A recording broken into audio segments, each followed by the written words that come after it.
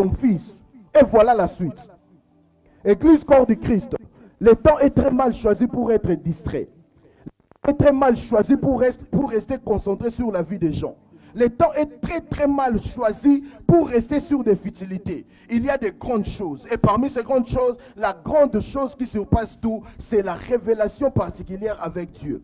Remarquez, il y a un temps où on communiquait avec des gens en Europe par les crédits. J'ai besoin de parler, j'ai besoin peut-être de parler 10 minutes, je vais acheter les crédits, je recharge, j'active, j'appelle. Et après un temps, on a commencé à réaliser que ces minutes nous permettaient juste de dire l'essentiel. Le génie de l'informatique nous a apporté la révolution avec la technologie des réseaux sociaux. Et par les réseaux sociaux, on peut parler, pas par des minutes, mais par des mégabytes.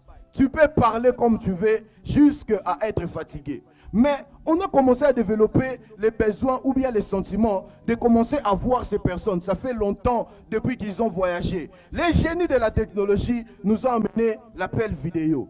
Mais revenons sur l'objectif. L'objectif, ce n'était pas WhatsApp.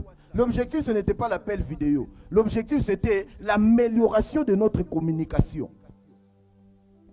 Est-ce que quelqu'un est avec moi? Et la prière est la méthode de Dieu pour permettre à l'homme de s'exprimer devant lui. La prière est un réseau de télécommunications divines.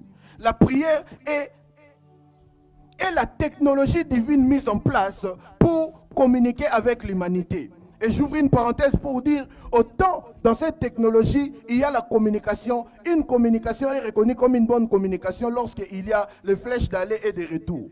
Ça veut dire, lorsque toi tu peux parler, mais aussi tu peux écouter ton interlocuteur. Vous êtes avec moi? Mais aujourd'hui sur terre, on a beaucoup plus la voix de l'interlocuteur sans pour autant avoir la voix de celui qui parle. L'église est concentrée sur les prophétiques. Qu'est-ce que Dieu a dit? Mais est-ce que toi tu as prié au préalable pour que tu attends ce que Dieu a dit? Quand je vais dans des cultes, on ne prophétise pas pour moi. Parce que tu vas dans des cultes sans pour autant prier. Aujourd'hui, nous allons dans des réunions, des rencontres avec Dieu, comme si on allait dans un, je ne sais pas moi, comme si vraiment on allait dans un lieu pour juste mettre la présence. Si tu as audience avec le président, tu vas te parfumer. Si tu as audience avec le président, tu vas bien te coiffer, tu vas bien te vêtir. Et quand tu as rendez-vous avec Dieu dans un lieu de prière, donc tu dois te réveiller comme ça, tu te parfumes, non, tu dois prier, tu dois parler à Dieu. Dis-moi amen bien. Il faut préparer nos temps de rencontre avec Dieu. Aujourd'hui, par les gens qui nous suivent dans les réseaux sociaux, il y a des gens qui sont connectés, qui sont bénis plus que les gens qui sont en présentiel. Vous vous demandez comment ils font. Parce qu'ils entrent dans des cultes avec la conscience de rencontrer Dieu. L'Église a tellement cédé à des choses charnelles que nous commençons à passer maintenant en outre de l'essentiel. Autrefois, lorsqu'on allait dans les cultes, on allait avec l'attente de recevoir, de voir Dieu. On n'allait pas pour une prophétie.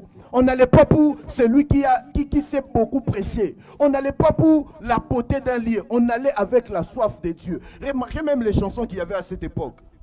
Nos yeux étaient tournés vers les cieux. Mais aujourd'hui, lorsque nous allons dans l'église, c'est parce que prophète X sera là. Ah, je vais être là. C'est parce que ça va se passer comme ça. Ah, je vais être là.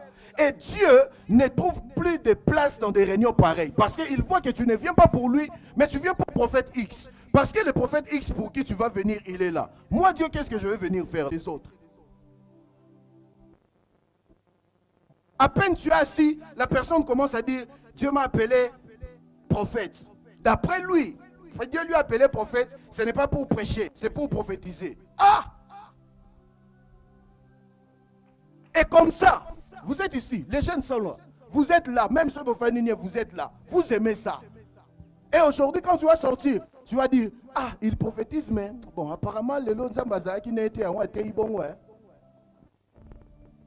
Moi, je ne vais pas arrêter de prophétiser, je suis prophète.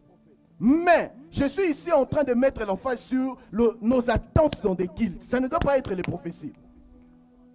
J'allais voir mon fils, on devait travailler vers Lungwala. On est passé devant une église. C'est une église très bien construite, où il y a le dimanche, l'avenue est saturée de voitures.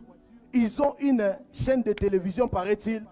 Mais tu me poseras la question, c'est qui le pasteur? Même moi, je ne connais pas. Donc, il n'est pas dans les réseaux sociaux, il ne prophétise pas, il n'est pas dans les... il n'est pas dans ça. Il est dans la parole et l'église est assise. Même ceux qui sont dans les directs qui nous suivent là, lorsqu'ils entrent, ils te voient commencer la parole, et ils se disent, ici, il n'y a pas de mouvement. Je cherche une autre chose ailleurs. Au moment où nous sommes, là où l'église est, Dieu ne travaille plus avec les enfants. Dieu travaille avec des fils. Les personnes qui ont atteint la maturité. Les personnes qui ont la capacité. Même Dieu doit être comme ça aussi.